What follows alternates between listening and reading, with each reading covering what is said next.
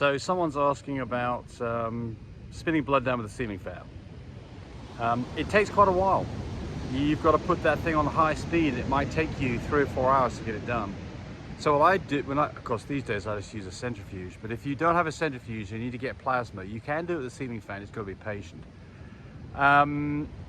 What's the best way to do it? What I do is tape a piece of string onto your tube with the blood in it, and then tape that onto the end of the ceiling fan so it kind of dangles down. And then when the ceiling fan starts up, it goes horizontal, spin it for a few hours, then when you turn the ceiling fan off, it falls back down to a vertical position so that you don't mix the blood and the plasma up. It does work, it just takes a while. Someone's talking about a 4.5-week-old puppy that's having a hard time getting up on its legs. Well, you tried taping it, it's getting a flat chest. I mean, the only things that I know to do in these situations are give it traction. So you mentioned that you put it on foam, that's the right thing to do. Number 2 would be take the back legs up, and I think you're doing that. Number 3 would be to put a prosthetic on the dog, on the puppy, so that it's not laying on its chest, it's laying on the prosthetic. That's all you can do. Someone's asking about a hernia. Should they keep it or not? If it's an inguinal hernia, which is one that's down to the thigh, where the thigh and the tummy meet, no, because that's hereditary. Don't breed those dogs. If it's an umbilical hernia, I think you can get away with it. I have successfully without any problems. Someone's asking about how to get a pregnant mum's got puppies, got low milk supply or no milk supply, what can you do? And they mentioned fenugreek, and that is a natural remedy for it. Will it work? Fenugreek and cottage cheese, try it. You can't do any harm with it. Give it a shot and see what happens. Maybe it works for you. Somebody's AI'd at 11.65 on day 5. That would be early and a low number. The next day she was 7.6. The day after that she was an 11.23. Did she take?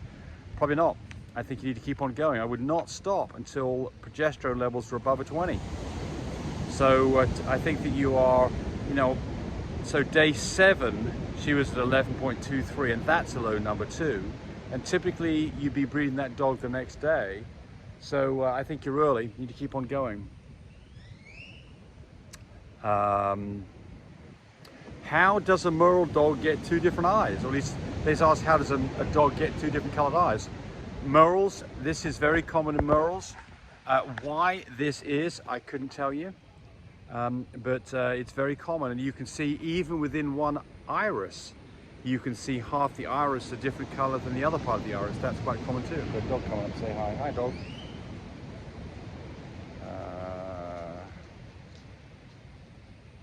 Let's have a look here. Oh, so somebody here, Mark Anthony, got our heated whelping system, and he says it works just as it's supposed to. He sees dogs nursing on mum and some puppies under the heated area, and then they switch around. That's exactly what it should do. It works beautifully.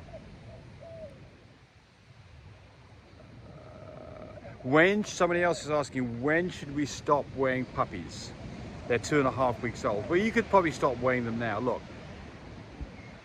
I would weigh your puppies daily, certainly for the first 10 days. Once their eyes are open and they start to move around, at that point, if the puppies are doing well, then you're good to go.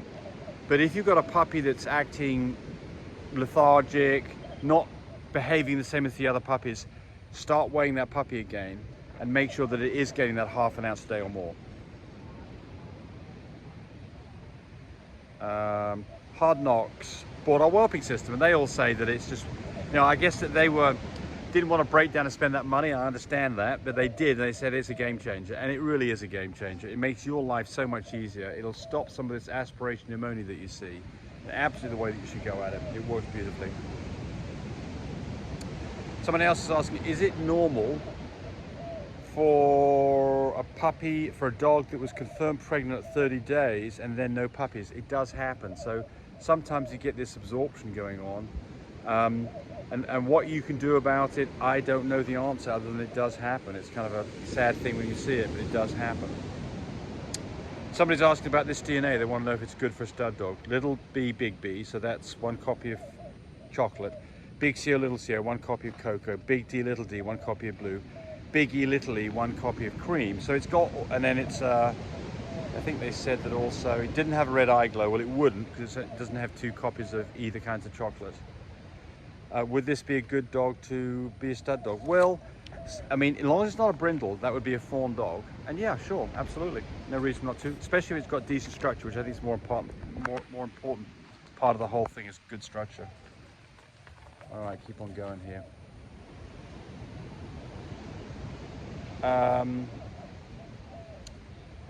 9 days, and this dog tested a 1. They want to know when to test again. So, most dogs are ready to be bred around day 11 through 13. This dog's going to get there slower than that. Typically, it goes up 1 point a day until it gets to a level of 5. So that's 4 more days to go, and then it would almost go up 70% every day after that. We're trying to get to a 15. So by that theory, it would be 6 days to go. So I would test again in 4.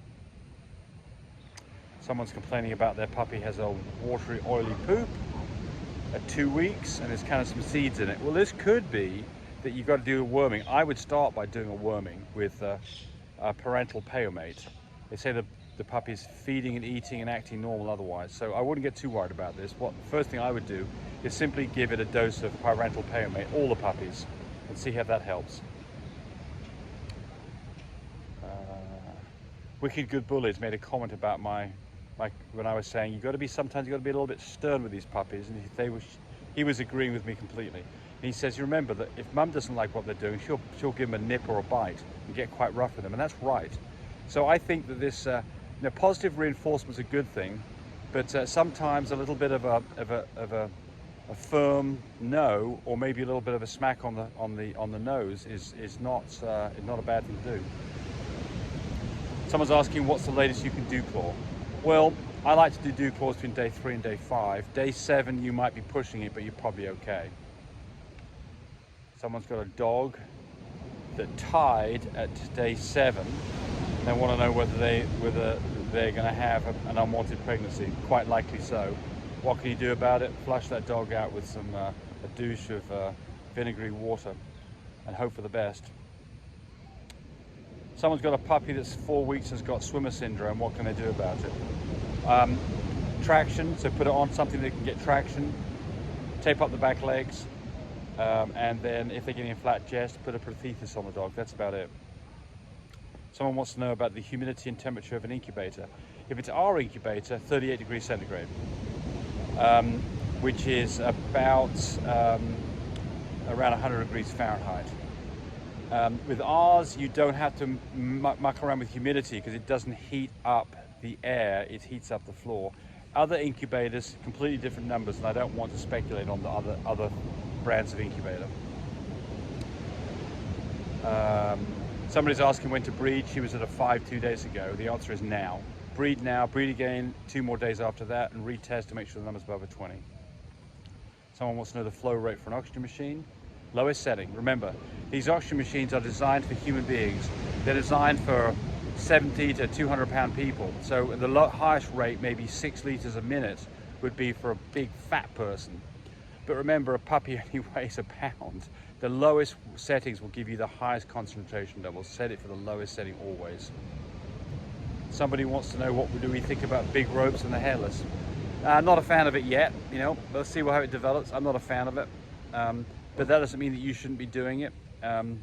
Maybe that's the next best thing, but I'm not particularly enamored with either, so I'm not crazy about it. And then the last one, somebody's asking about the Meowatt automatic water that I did a video on. They says, does it start producing water? Do you have to charge it up? It runs off a USB port plug, and so there's no charging up, and it should start producing water immediately. If it's not, you don't have it plugged in properly. You may not have the plumbing done right. That could cause it not to work. So there we go. There's a good 10 minutes worth of your time. Bye, buddy. Watching the video. I really appreciate people who subscribe to me. It helps me, encourage me to do more of these videos. But do remember, disclaimer here, I am not a vet. I'm not a licensed medical professional. I'm purely a person who's been breeding dogs for the last couple of decades. Any information that you got from this video, use at your own risk. There's nothing implied here, and certainly this should not be used as a substitute for advice from your veterinarian or your medical professional. I hope you enjoyed the video. Come back for more of them. Bye.